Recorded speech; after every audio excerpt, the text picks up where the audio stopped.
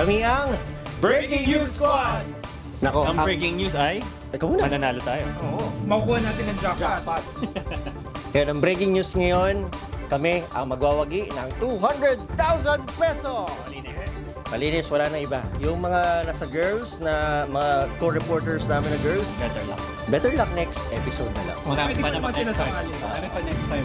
Review muna kayo. 1 week na kami nagtatrash talkan sa aming group chat. Pero ngayon talaga namin papatunayan, walk the talk talaga kami.